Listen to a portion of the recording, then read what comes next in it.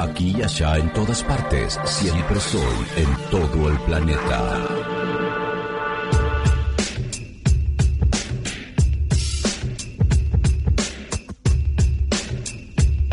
Está con nosotros Jorge Alemán. Jorge, muy buenos días, gracias por venir. Buenos días, gracias a ustedes. Siempre es un placer tenerte aquí en el programa. Siempre se te escucha en la radio, ¿no? Porque viniste a varios programas aquí de esta radio, ¿no? Y gracias a vos, sí. No, gracias a mí, también el programa de Martín Granowski, el otro día te Con estuve Martín he estado, sí, aquí, sí. Es bueno, es una radio amiga. Amiga, sí. Amiga, y estamos aquí en la 530. ¿Cómo estás evaluando? Lleva un mes y ya casi 10 días. ¿Cómo estás viendo al gobierno de Alberto Fernández con su impronta?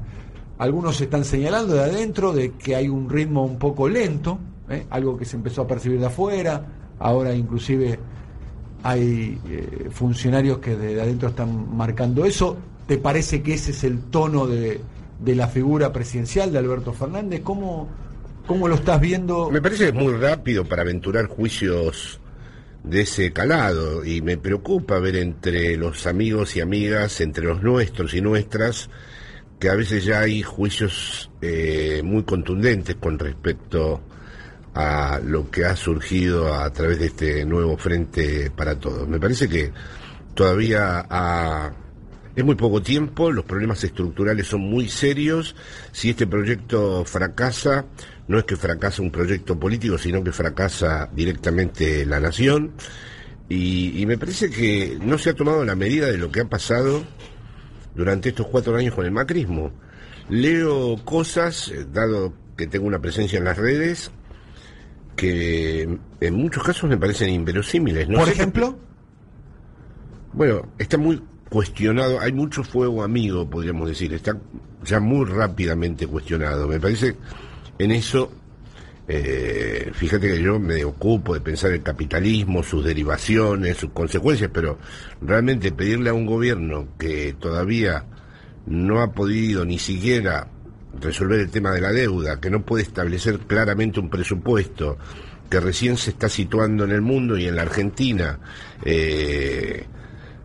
ya exigirle transformaciones como se le exigen me parece un poco imprudente.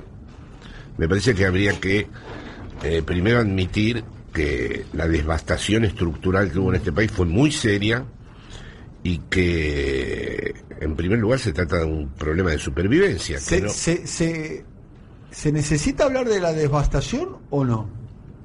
Bueno, ahí hay un desafío complicadísimo para este gobierno, porque tiene que ser muy severo en la descripción de esa devastación, no la puede omitir, pero a la vez no puede desalentar a todo el mundo. Tiene que conjugar, por un lado, una descripción de todo lo que ha acontecido estructuralmente en este país, de toda la destrucción que se ha producido, y a la vez generar un discurso acerca del resurgir del país, acerca del resurgir de la nación. ¿Cómo se combinan estas dos cosas? No es sencillo. Este es un problema muy serio, describir a la vez una situación terminal y a la vez realizar el pasaje a el mito del ave fénix. No es sencillo, eso no es sencillo para nadie. Es decir, se describe permanentemente el desastre y a la vez hay que alentar la posibilidad de la salida. No se estaría describiendo el desastre. A ver, no se quiere entrar en la coartada del gobierno anterior, sí, de todo el tiempo. Además, la pesada herencia dura pocos meses. Al gobierno de Macri le duró casi 4 años, sí, el discurso de la pesada herencia. Sí. Es más, fue el gran motivo por el cual ganaron las elecciones de mitad de término, 2017. Sí, bueno, entre otras cosas. Sí, lo que pasa que hablando del peligro del retorno del kirchnerismo. Sí, eso digo. Entre otras cosas.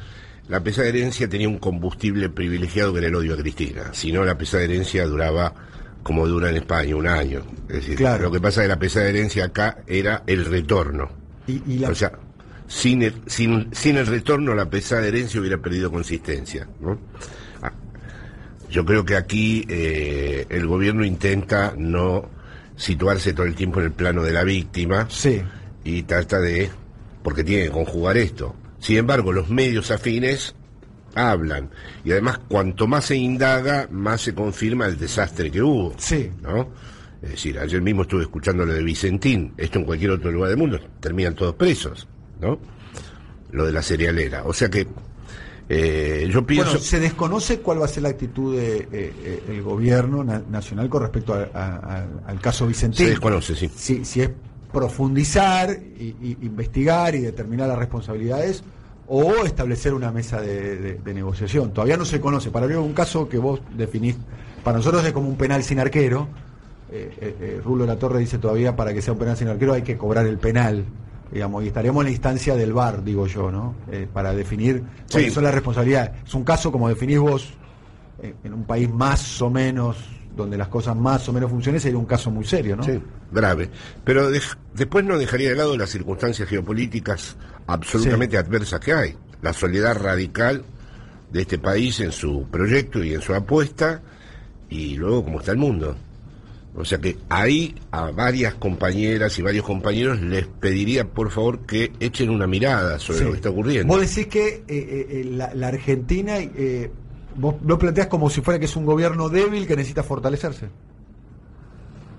Yo no sé si es un gobierno débil. Yo creo que la Argentina directamente fue destruida. Sí. Es decir, actualmente hay dos formas de captura en el mundo: las invasiones militares y el endeudamiento. Elegí entre una y la otra. Este país ha sido capturado, ha sido secuestrado. O sea que hablar de un gobierno débil sería ya suponer que hay una sucesión de gobiernos y este es débil. Entonces me niego a introducirme en esa lógica, porque pienso, no, pero primero reconozcamos que está secuestrado el gobierno, está secuestrado el país, está bajo la caución de una deuda, viene de un proceso devastador. Luego, a partir de ahí, lo que me parece que han hecho con respecto a los precios cuidados, la tarjeta alimentaria, es evidente de que no son medidas fundacionales, pero son ya signos. Tampoco estamos en el periodo del capitalismo industrial donde podía surgir alguien con un proyecto de país y diseñarlo y concretarlo, como lo que describíamos antes con respecto al peronismo. Es decir, no podemos hoy en día realizar un corte semejante en la historia. Bien, me voy a permitir, no es nunca la idea plantear un disenso con los invitados, pero me voy a permitir un disenso, ¿no? Sí. Ayer conversábamos por la mañana, como lo hacemos de un modo periódico, regular, con Amado Boudou, que fue un preso del anterior gobierno y es un preso del actual gobierno, ¿no?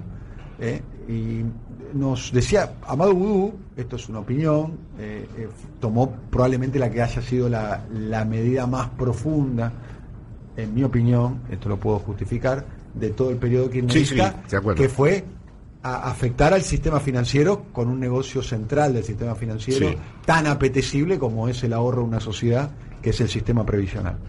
En la Argentina es el único país del mundo que privatizó su sistema financiero y lo logró recuperar. Sí. Hay un solo país en toda la Tierra, en todo el globo terráqueo, que logró hacerlo. Y esa medida fue llevada adelante por el kirchnerismo, instrumentada por Amado Boudou. Y es una medida muy clave, y es una medida que tomó un gobierno, recordemos, que venía de perder las elecciones.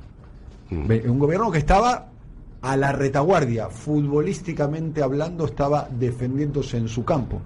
Venía de la derrota política del 2008 en la 125 y venía de la derrota electoral de junio del 2009. ¿Se acuerdan? Cuando Francisco de Narváez, hoy una persona que ha dejado la vida pública, le ganó a Néstor Carlos Kirchner. ¿Se acuerdan? Néstor Carlos Kirchner le ganó la elección, ¿se acuerdan? Por un par de puntitos. Kirchner, Scioli y Massa en la lista. Kirchner, Scioli y Massa. En la otra lista estaba Francisco de Narváez, Felipe Solá y Mauricio Macri, que se subieron los tres a festejar el triunfo de Francisco de Narváez en aquel momento. Digo, en aquel momento, en una correlación de fuerza, y quiero ir a ese término, que era, insisto, un gobierno que estaba a la defensiva, logró tomarse una medida en ese sentido, como fue ni más ni menos la medida más importante. Porque se hizo, Daniel, me parece varios motivos. Primero, el kirchnerismo, más allá de que estoy de acuerdo con tu descripción puntual de esos sucesos, era una fuerza material constituida. Segundo, el mundo era otro, era absolutamente otro.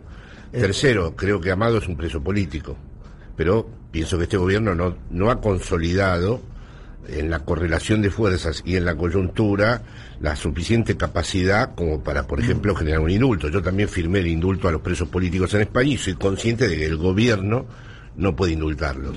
No me parece... La salida no es el indulto, de cualquier manera, Jorge. Sí, no, no es el indulto, no, pero te quiero decir, es, para es darte un una ejemplo. trampa plantear eso, casualmente. Sí, ya. Si lo que plantean que la salida para la cuestión de los presos políticos es un indulto, están planteando una salida que, como es impracticable, están diciendo lo único es el indulto. Yo te voy a decir algo. El programa por el cual están los presos, hay un programa penitenciario creado por Macri, por Garabano y por Patricia Burri, que se llama IRIC, donde un sector del sistema penitenciario especial, donde ahí estaban los presos de la corrupción kirchnerista y los narcotraficantes. Estaba Segovia, el rey de la efedrina, estaba el Ruti, del cartel de la 1114, los pusieron ahí todos juntos. Políticos kirchneristas y narcotráfico. Ese programa IRIC está intacto y no se necesita un indulto para darlo. Por supuesto que no, yo lo di como un ejemplo de una medida extrema. Lo que quiero decirte es que este mundo aceleradamente se transformó. Claro. Y hay ultraderechas en todas partes. Sí. Está al frente de los Estados Unidos un tipo de ultraderecha y realmente es un mundo en donde en muy pocos años se puede hacer cualquier cosa. Es decir, todo lo que se consideraba antes irreversible ya no es irreversible. ¿Por ejemplo? Bueno, por ejemplo, que el suelo, el lugar donde naciste, se haya vuelto un valor político absoluto, como sucede en Europa, en donde dentro de un espacio democrático y sin un golpe militar, sin estado de excepción, una fuerza política se constituya en relación al lugar de nacimiento. Y lo que valga es si has nacido o no en el lugar. Bueno, eso con los nacionalismos europeos. Sí, neofascismos europeos. El neofascismo europeo. Sí, bueno, pero después Trump puede mandar a matar a una persona con un dron. Con un dron. Sí. Y una persona... Sí, pero Bolsonaro también puede decir una serie de cosas. Y luego hay una ruptura del Frente Progresista. Hay un golpe en Bolivia y resulta que, oh sorpresa, no hay homogéneamente un Frente Progresista que condena el golpe. En el interior mismo del Frente Progresista aparecen un montón de sectores que responsabilizan al propio Evo Morales del golpe. El otro día estuve con él, es decir, en Europa antes hubiera habido manifiestos, a excepción de Corbyn, Mélenchon y los dos chicos de Podemos, no habló nadie. Y hubo un golpe. Y aquí hubo un sector progresista que lo inculpó, que lo responsabilizó. ¿Y a qué adjudicás? Porque nosotros indagamos mucho acá, estamos hablando con Jorge Alemán, de que la derecha, no sé si existen las categorías derecha y izquierda. Sí que existen. De hecho, la gente de izquierda se vuelve de derecha y la gente de derecha no se vuelve nunca de izquierda. Hay casos, Algunos, pero Hay la casos. conversión es de la izquierda a la derecha. Sí. No existen como sustancias, no existen como esencias eternas, son posicionales. Bien, posicionales. ¿Por qué pensás que es un tema que nosotros indagamos bien profundamente acá? En realidad, más que indagamos, nos hacemos esa pregunta, no obtenemos respuesta. Yo seguí muy de cerca el fenómeno Bolsonaro en Brasil. ¿Por qué la derecha es tan audaz? Porque a la derecha le ha tocado ser audaz. La derecha está desinhibida. Pero se suponía que ese rol en la Pero historia... ahora, estéticamente le corre... Ahora la derecha dice, nosotros estamos desinhibidos, nosotros no nos estamos vigilando como ustedes. Ustedes son unos mentirosos, no les creemos y encima están controlando todo el tiempo lo que dicen. Y tienen que decir todes, y tienen que decir esto, y tienen que decir lo otro. Nosotros, este es el discurso que atraviesa transversalmente a las ultraderechas, somos la desinhibición. Decimos lo primero que se nos pasa por la cabeza. Y ya sabemos, lo primero que se te pasa por la cabeza es lo peor. Toda la civilización consiste en que vos no digas lo primero que se te pasa por la cabeza. Si vos decís lo primero que se te pasa por la cabeza... Y vos decís a la derecha le está pasando eso. La derecha está encantando al mundo y lo está seduciendo desde su desinhibición. Vos has hablado del narcisismo de las pequeñas diferencias. Sí. ¿Eso tiene que ver con las divisiones en el campo popular o del progresismo? Bueno, claramente, por ejemplo, Podemos fue un ejemplo. Yo nunca vi cuáles eran los proyectos políticos en pugna. Lo que vi es que se hicieron mucho daño entre ellos, inútilmente. Los ha salvado ahora, bueno, la Alianza y la coalición progresista. Pero me interesaría insistir en esto que dice Daniel. Yo creo que hay un grave problema, que es que mientras en la década del 60 y el 70 del siglo pasado la izquierda estaba del lado de la desinhibición, ahora la que juega ese rol en la derecha, dice, no, a nosotros nos gustan los toros, tomar vino, nos gustan las mujeres, y bueno, yo están empezando... Te lo planteo en esto, vamos a un caso así podemos entender de lo que hablamos de audacia y posiciones conservadoras. Me parece que se han mutado los roles. Yo lo veo mucho en Brasil. Bolsonaro, viste, un conservadurismo popular, escuchando lo que pasa abajo, muy cimentado y muy protegido y demás. Y cómo el PT se transformó casi en un partido socialdemócrata. Pero te quiero dar un ejemplo. Caso Vicentín, digamos, como lo comparamos con el caso Cristóbal López, y el tema de lo que estaba denunciado como un fraude fiscal con Oil Combustibles. Ahí la derecha jugó fuertemente todo su dispositivo mediático para estigmatizar a Cristóbal López, para estigmatizar a Fabián de Sousa, todo su dispositivo estatal, con todas las arbitrariedades que se cometieron, que después se terminaron verificando en el juicio, donde el papel que hizo Alconaf Tamón fue patético, digamos, reconociendo de que es entre otras cosas, un pésimo periodista o hace una pésima interpretación de los datos que le dieron, pero terminó con 2 años de detención en condiciones de máxima seguridad, en un programa que yo insisto en esto, el programa IRIC, aplicado por Macri, Garabano y Patricia Bullrich, que está vigente hoy bajo el gobierno de Alberto Fernández y no fue dado de baja. El programa donde vincula el narcotráfico con los presos kirchneristas, que hoy comparten el mismo pabellón, por un programa especial que hizo Macri, Garabano y Patricia Bullrich, y yo lo digo... Y que tenía el mundo entero y la opinión mundial constituida a su favor. Bien. Esta es la novedad. Bien. Si no se tiene lo cambio con el tema Vicentín, donde medios de comunicación que tienen una orientación editorial afín al actual gobierno no jerarquizan la noticia. Yo ayer vi un programa especial sobre eso. Sí, es verdad. No estoy hablando quizás del mismo medio. Y no sé si... Pero hay algo más grave, Daniel. Pero la pregunta es, no sé si la iniciativa del Poder Ejecutivo, porque la plata esa no es de Alberto Fernández, estamos de acuerdo, ¿no? La plata esa es de todos los argentinos. En todo caso, Alberto Fernández tendrá la atribución de cuidar los recursos de todos los argentinos. Digo, ante un caso, el caso Oil Combustible, el caso Vicentín, hay una actitud diferente. Claramente, o por lo menos hasta ahora hay una actitud diferente. Puede ser. Lo que te quiero decir es que más allá de los ejemplos concretos donde no me siento autorizado, porque finalmente llevo 44 años viviendo afuera, lo que sí veo es que la izquierda, o los movimientos nacionales y populares, o los proyectos transformadores tienen un espacio de juego muy limitado. Sí. Primero tienen que argumentar, en una época en donde no se argumenta más. Segundo, tienen que explicar todo el funcionamiento de la estructura, en una época en donde ya las explicaciones sobran de entrada y donde nadie quiere muchas explicaciones. Y tercero, tienen que mostrarle al mundo que no van a llevar todo al desastre. Ahora mismo acaba de ganar una coalición de izquierdas en España y el argumento más poderoso que tienen es que van a hacer bien las cosas.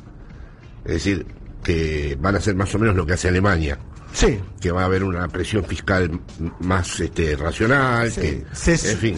Bueno, entonces estamos en el siglo XXI, en donde parece ser que los proyectos transformadores pasan por un filtro en donde verdaderamente su campo de maniobras es muy limitado y su supervivencia incluso está puesta en juego. Es decir, Argentina, por ejemplo, está sola. Vos antes hablaste del peronismo. Sin el peronismo no había Frente para Todos. Y lo que ha hecho posible que el macrismo no se consolidara ha sido ese legado histórico. Y en eso está absolutamente. Chile lleva un montón de tiempo con la gente en la calle y no aparece el punto de anclaje, el punto a través del cual se pueda articular eso en un proyecto político. Entonces, realmente estamos en un momento serio. Hay un tema que está subyacente en la charla que estamos teniendo acá con Jorge, está Jorge Alemán con nosotros, que es el famoso tema de la correlación de fuerzas, ¿no? Hay un tema ahí subyacente. Un poco, el otro día cuando conversábamos con Rafael Bielsa, ¿no? Que teníamos una discusión para él semántica, para mí política, porque él acompaña la idea del presidente, que yo no comparto. El presidente habla de detenciones arbitrarias. Nosotros en este programa hablamos de presos políticos. Pero es distinto. Yo también firmé en España libertad a los presos políticos catalanes. Claro. Pero sé que Sánchez no lo puede hacer. O sea, yo distingo. Yo firmé inmediatamente. Para mí son presos políticos. Sí, no sé, no me parece mal que el presidente opine de una manera. Además, el presidente tiene derecho a opinar como quiera. Y en definitiva, hasta está siendo coherente con las posiciones que ha tenido.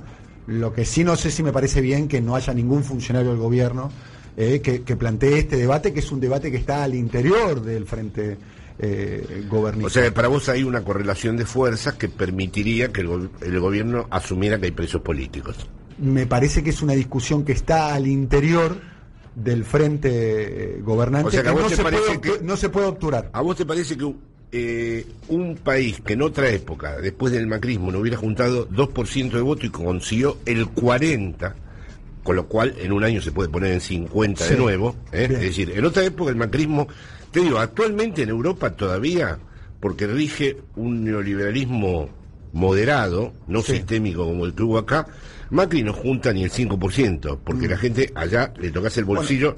Bueno, ¿a vos te parece que con un 40% y con todos los operadores mediáticos vigentes y con una guerra de posiciones sistemática, este gobierno está en una correlación de fuerzas en la coyuntura, porque el concepto de correlación de fuerzas no se puede separar de la coyuntura. Es móvil, claro.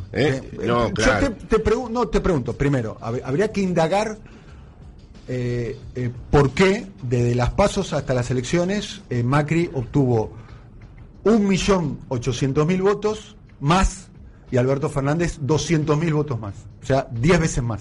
¿Por qué razón Macri multiplicó por 10 la cantidad de votos que obtuvo Alberto Fernández? Me parece que es un tema para indagar, eso más es historia reciente y demás. Hay varias razones, una que volvía a ella. Una de ellas, no digo que la única, ¿Vos pensás que el electorado se enteró que Cristina estaba en la fórmula de ese día? Sí. Bueno, sí. Está bien. Cuando se hizo patente... yo no estaría en condiciones de afirmar de que eso es Yo sí, porque acabo de escuchar, estoy en la calle todo el día y acabo de escuchar estos días donde ella está de presidente, las locuras que se le pasaron a la gente por la cabeza. Bien. Con respecto a la correlación de fuerzas, esto nos decía ayer conversando con nosotros. Te pido por favor, Jorge, estamos con Jorge Alemán, que te ponga los auriculares, porque yo hablé muchas veces con Amado.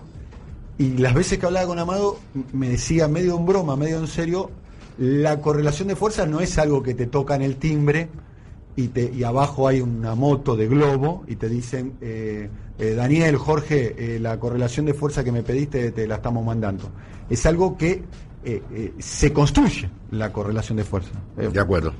Se construye. Esto es lo que dice, para mí esto hay que cortarlo, pegarlo, y analizarlo, porque es una persona que además de decirlo lo hizo, porque Amado Boudou fue el que le quitó el negocio a los bancos de las jubilaciones. A ver, el negocio de las jubilaciones le está generando una inestabilidad política a Macron en España, en Francia, para dar el volumen de lo que significa la cuestión. Y lo hizo sin tirar, entre comillas, digo yo, sin tirar un solo tiro. Y lo hizo eficazmente, además, porque además toda esa operación salió eficaz. Digamos, la operación del paso de las AFJP al ANSES, ¿no? Y demás. Esto decía ayer Amado Boudou sobre la correlación de fuerzas. Porque la correlación de fuerzas es una cuestión dinámica y endógena. La correlación de fuerzas de mañana está dada por las acciones de hoy. Eso, a grosso modo, ¿no? Estoy de acuerdo con él, es dinámica, no endógena, porque depende también de la relación internacional. Es decir, no creo que sea independiente de cómo esté parado en el mundo. Es decir, nosotros estamos en una situación delicadísima con respecto al mundo. Basta leer la prensa internacional, lo que dice de nosotros, lo que ya dice de este gobierno. O sea, si mañana detienen a cualquiera de este gobierno, no hay una sola firma. Yo no podría juntar entre mis amigos de la izquierda ninguna firma. Es decir, hasta ese punto llega la dispersión del campo progresista. O sea que estoy de acuerdo que eso es dinámico, pero es también internacional. Dicho esto, a mí me parece muy buena tu posición. Me parece muy bien que vos trabajes críticamente con este gobierno. Lo que quiero decir es que, como dicen en España, que no se nos vaya el bebé por por el agujero de la cañería, porque Sí. si vos destruís esto... Eso es el tema, es una discusión que me parece interesante, ¿verdad? Porque lo que está subyacente acá es la crítica, no le hagamos el juego a la derecha. La pregunta es, ¿cómo se fortalece más la derecha? ¿De qué modo? Mira, el otro día tuve una gran discusión con mi amigo Horacio González, que también sostiene posiciones críticas, y yo también las sostengo. Pero hablábamos de las restricciones que surgen en la coyuntura, ¿no? Es decir, ¿debe haber restricciones o no? ¿La coyuntura nos impone restricciones o no? Yo pienso que pensar una coyuntura sin restricciones es el fin de la política, que no hay más política. Y pienso que efectivamente, como acabás de decir vos, la derecha en la Argentina ha logrado construir un bloque cultural muy consistente, que va más allá del macrismo. La derecha argentina está llena de actores mediáticos, de periodistas longevos, de grandes... Hay un modo de pensar en la Argentina. El hay sentido un común. ¿Eh? El sentido común lo tienen ellos. Efectivamente, el sentido común lo tienen ellos. Entonces yo creo que sí, hay que ser muy cuidadoso con que si vos decís una cosa, al otro día se apropian ellos inmediatamente de lo que has dicho. Bueno, también es cierto si tienen un dispositivo mediático al cual no se le alteró siquiera un tornillo, digamos, y no hay como política establecer una comunicación alternativa, es natural que pase lo que vos Había describís. dos tonterías, el 678 de era naif y los discursos de ella en la TV pública, y pareciera estalinismo esto. O sea, veamos en qué país, este es un país peligroso. Este país cuando llegué acá, yo tenía un programa de 10 minutos de unos tipos que no me conocen y dijeron todo tipo de difamaciones. En España los llevo a la justicia el mismo día. Acá es inservible eso. Eso no se puede hacer. Es decir, tengamos en cuenta también que por dos programitas que había en el periodo kirchnerista, esto fue un régimen. No había dos programitas, en mi opinión había una política pública que fue errática en muchos aspectos, pero había una legislación y una política de Estado con respecto a cómo operar. Daniel, disculpe una cosa, ¿desde qué lugar toda crítica se realiza, la exterioridad que vos tenés con respecto a este gobierno, de respeto mucho, se realiza desde un lugar? ¿Cómo definirías el lugar desde donde vos enunciás todo esto que describís? De un ciudadano. No, ya sé, pero digo, ¿cuál es tu modelo? ¿Cuál es el lugar en donde todas estas cosas se cumplen? ¿En qué lugar? Sí. Yo creo que gobernar es afectar algunos intereses y me parece que hay que afectar algunos intereses. Gobernar es afectar intereses, eso sin duda. Ahora, salvo que no se crea el relato de la democracia parlamentaria, está muy claro que para afectar determinados intereses es necesario tener atrás una acumulación, una construcción hegemónica muy poderosa, ¿no? Estoy parcialmente de acuerdo con eso, pero no, porque, a ver, Néstor Kirchner, por ejemplo. Néstor Kirchner asumió, ¿con qué porcentaje de votos asumió Néstor? 22. Pero eso no tiene nada que ver. Néstor Kirchner asumió, ¿cuántos diputados tenía Néstor No, Kirchner? pero en otro momento, me niego a esa comparación. Estuve el otro día 2 horas hablando con Evo Morales. Mejor que lo que hizo Evo, un proyecto más sólido como el que hubo en Bolivia no hubo. Por eso te pregunto, ¿desde qué lugar hablas? Néstor Kirchner, que asumió con 22% de los votos, cuando... Sí, era el siglo XX, había movimientos nacionales y populares en toda América Latina, se logró incluso configurar una internacional de esos movimientos nacionales y lugares. Había una sociedad, pero mucho más desesperanzada y menos organizada que esta. Era una desventaja que tenía Néstor Kirchner. No tenía legisladores propios. Esta sociedad está más rota, está mucho más rota, mucho más destruida. ¿La del 2003? Esta, sí, está mucho peor. ¿La del 2003? Sí, está mucho peor. Pero el mundo está mucho peor. La erosión del lazo social, pero perdóname, mirá lo que está pasando acá. Lo que pasó en pocos días en Villa Gesell, aquí, allá, el Chancho, todas las cosas con las que tuve que lidiar acá. Pero eso es el mundo. Se está destruyendo, pero no de un día para otro, de una hora para otra. Es decir, esta sociedad está mucho más rota. Es mucho más difícil que una persona se inscriba en un proceso simbólico ahora. Por proceso simbólico, para que los oyentes nos entiendan, digo, experiencias políticas, experiencias artísticas, lecturas históricas, en fin, todo lo que nos pudo interesar. Ahora que en el 2003. No coincido. Bueno, en el 2003 yo creo que era una sociedad que tenía otros problemas, pero tenía una crisis tremenda. Había asumido Néstor Kirchner, que no es el Néstor Kirchner, porque es fácil hablar de Néstor Kirchner 20 años después, era un Néstor Kirchner que se había escrito desde la página de los diarios que se iba a tener un gobierno que iba a durar un año, había asumido con el 22% de los votos, era el chirolista de Duhalde, era un Kirchner muy debilitado. Había un enigma enorme acerca de lo que era la figura Kirchner, porque, a ver, hagamos hermenéutica, ¿no? Un poquito, analicemos a Kirchner 25 de mayo del 2003. Yo hice un programa de televisión que se llamaba ¿Quién es Kirchner? Porque la sociedad no sabía quién era Kirchner. Sí, sí. Era la mitad del gabinete, la gente no le conocía ni siquiera la voz. Y el 4 de junio del 2003, estamos hablando del 25 de mayo, menos de 2 semanas después, convoca una cadena nacional y ante el apriete de la Corte Suprema tomó una decisión que marca la impronta de su gobierno. Y era un gobierno muy débil. Y si es muy difícil, Jorge, analizar debilidades porque es una cuestión muy subjetiva. Daniel, no habíamos pasado por la crisis internacional. Somos un gobierno populista, bien, un gobierno pro-iraní, un gobierno responsable de la muerte de un fiscal, un gobierno que expropió a Repsol. Es decir, somos un gobierno maldito. Y si querés te muestro la hemeroteca de todos los diarios europeos. Y veo todas las cadenas norteamericanas, además.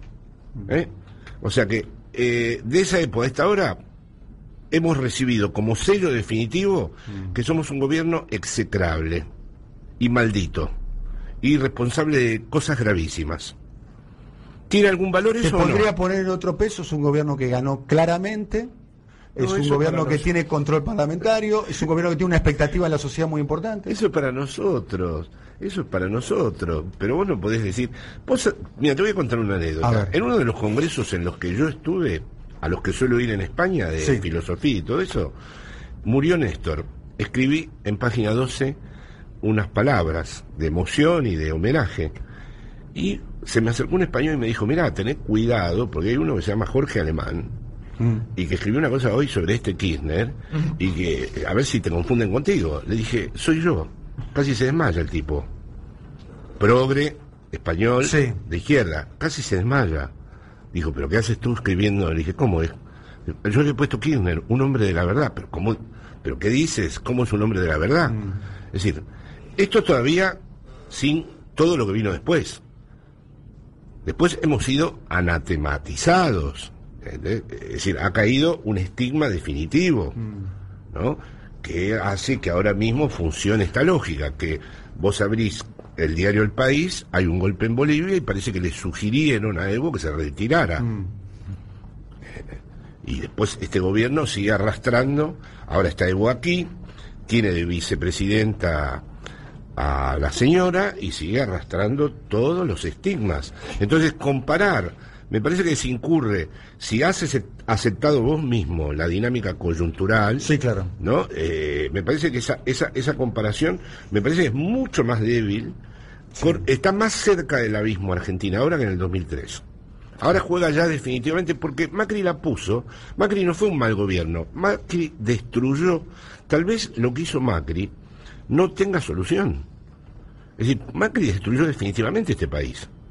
O sea, si le faltaba algo... O lo condicionó largamente. Ojalá fuera solo eso.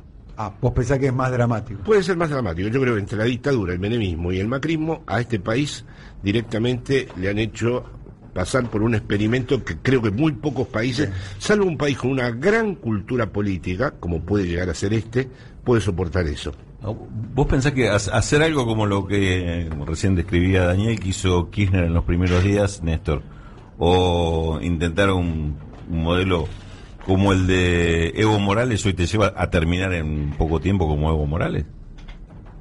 Pero sin duda, uno de los problemas que el otro día, primero que la presencia de Evo me impone una emoción y un respeto definitivos, pero uno de los problemas que vi el otro día era en él mismo y en su equipo una cierta ambivalencia entre que por un lado ganara el MAS, pero después que se le iba a reconocer al MAS que ganaba, y después si era mejor volver y estar preso. Y dije, pero esto a dónde, es decir, pero no era un problema de él, es que la situación se ha vuelto delicadísima.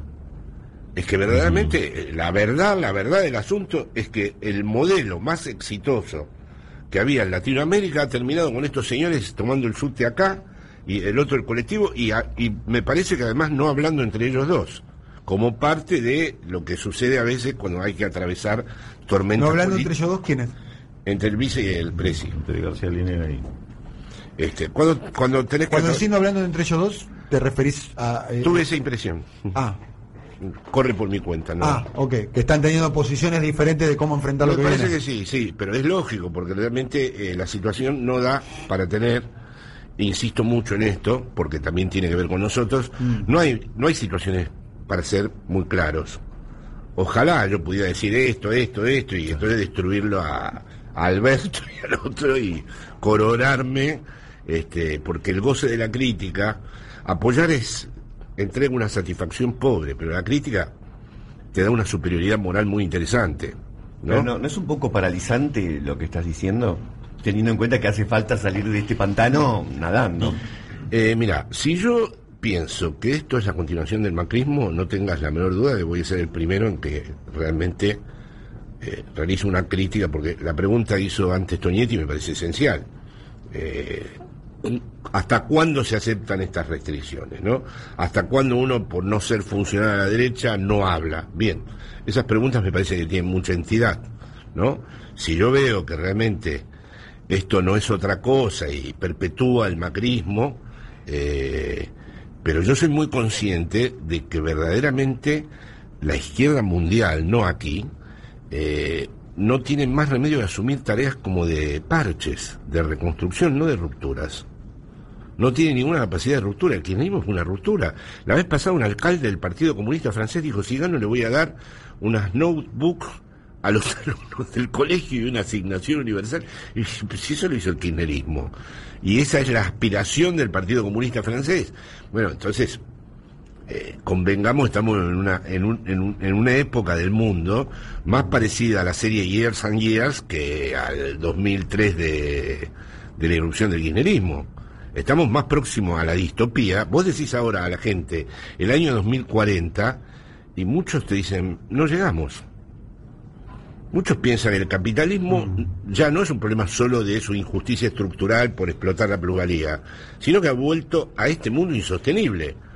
Y para muchos esa condición insostenible la va a capitalizar más la derecha y la ultraderecha que la izquierda. O sea, hay que prepararse cuando esto sea más parecido a Mad Max. ¿Quién es el que agarra las riendas? Tus razonamientos son más apocalípticos que los nuestros. De hecho, lo nuestro no lo es, digamos, al contrario. Yo tengo una fe pública sobre la movilización popular, sobre una agenda diferente. No, yo también. Vos planteás, de una manera, se viene un tsunami de derecha yo ya sabés, el optimismo de la voluntad, el pesimismo de la inteligencia. Yo en eso no me muevo de esa consigna gramsciana porque pienso, bueno, sí. Era otro mundo ese también, ¿no? Caramba, era otro mundo, ¿no? Sí, pero los grandes pensadores anticipan cosas, ¿no? Sí. O sea, Marx también era otro mundo y supo que iba a haber un momento en donde ninguna necesidad humana iba a ser, que el capitalismo ya no respondía a necesidades humanas, que era una abstracción pura que funcionaba por su propia cuenta como un monstruo que se reproducía a sí mismo. ¿Es esto apocalíptico? No. El apocalipsis tiene que ver con un texto religioso. No, esto es simplemente que estamos por primera vez con una maquinaria que se reproduce ilimitadamente y que no podemos imaginar cuál es su después. Si hay alguien...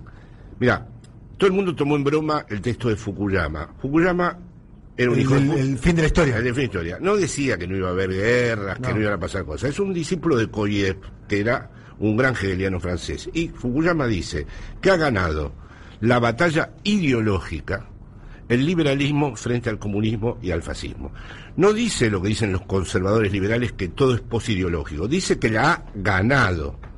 Y, en cierta forma, la economía de mercado, esto no es apocalíptico, en cierta forma la economía de mercado, la democracia parlamentaria y el Estado, entre comillas, democrático, siguen siendo insuperables. Nadie puede plantear una alternativa. ¿Desde dónde se da batalla hoy entonces? En lo político e ideológico. Desde la construcción articulada de distintos movimientos sociales, es decir, tiene que haber un ternario entre los movimientos sociales, el partido y el Estado. tiene que haber una articulación, un anudamiento entre los movimientos sociales, el partido y el Estado, y generar la batalla. ¿Y cuál sería la utopía que no signifique...? Ninguna, no hay utopía. No hay utopía. No, la utopía lleva al horror. En la utopía, inmediatamente, en cuanto empiezo a ver que no se realiza, tengo que empezar a purgar y purgar y purgar. Tengo que matar a media población. O sea, tengo que encontrar algún tipo... lo interesante que tuvo el peronismo fue eso, ¿no? Que tuvo, digamos, un modelo distributivo bastante justo, sin necesidad del gulag. O sea, nosotros tenemos nuestra propia herencia simbólica, la posibilidad de un proyecto justo, soberano, sin necesidad de tener que exterminar a media población. Sí, pero no era, como decía nuestro común amigo Daniel Santoro, no era la lucha por el pan, era la lucha por vivir dignamente, tener así debe ser. Una vivienda eso con un lugar reconocer al ser humano tal como es. El ser humano no se define por la necesidad. Esto, mi amigo Santoro habló mucho de Lacan conmigo. Al ser humano lo definís por el deseo y el goce. Bueno, lo definís por la necesidad. Por eso en Chapalmalá tiene que haber mármol de Carrara. Y se trata del pan dulce, no del pan. Claro. Por supuesto. Pan dulce y sidra como bueno, mínimo. Pero claro. bueno, por eso nosotros no tenemos que ver con la digamos, observancia comunista de... Que bueno, no es tal, ¿no? Porque me publicaron ahora en Moscú, fui... Y la verdad que veo el método de Moscú y me quedé sorprendido, porque fue en la época de Stalin y le dejó a cada arquitecto hacer su propio delirio y...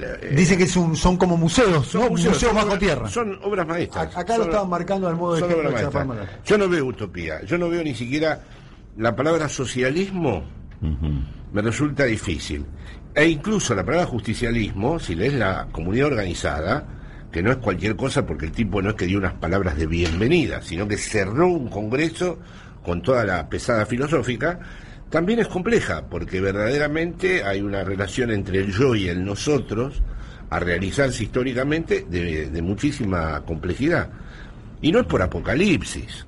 Es decir, tengo fe, como dice Daniel, en los movimientos sociales, en la cuestión pública, en las prácticas políticas. Si no, bueno, no el hablar. optimismo de la voluntad. Sí, por supuesto. Por lo menos forma parte de venir a este programa eso. Bueno, la verdad es que sería un buen programa, mucha gente está mandando mensajes. Gran debate fue. Es como yo jugué al fútbol alguna vez con Maradona y con Bocini. Es todo lo mismo, digamos, no hay correlación de fuerza. Hablando de la correlación de fuerza. ¿Cómo no? Estamos hablando de un intelectual formado y yo que soy un animador radial. Pero vos sos, me pusiste en problemas porque yo estoy dividido. ¿Cómo te voy a poner problemas? Daniel, yo estoy dividido y me pondría... Me marcaste la cancha en cuanto te vi, ¿te acuerdas? Hiciste un 1-2, me mandaste al... No, yo estoy dividido y puedo ponerme fácilmente en tu lugar, puedo asumir todo lo que dijiste como propio. Lo que pasa es que me siento responsable de tener que decir otra cosa, por ahora. Bien. Lo que quiero decir es que la posición nuestra no es cómoda. No, claro. La mía tampoco. Sí, ayer justifiqué el viaje a Israel y genocida asesino, cualquier cosa. Te agradecemos mucho. No, le agradezco yo a usted mucho, la verdad. Vas a volver la próxima que te invitemos, ¿no? Pero Daniel, querido, por supuesto. Además, esta es la conversación que me interesa.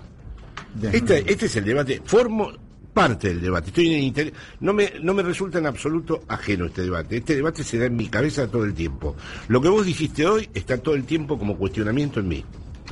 Me gustaría saber cuál es el dictamen. Cabecita loca. ¿Cómo nos gustaría escucharlo ese debate, no? Y ahora me lo venís a decir.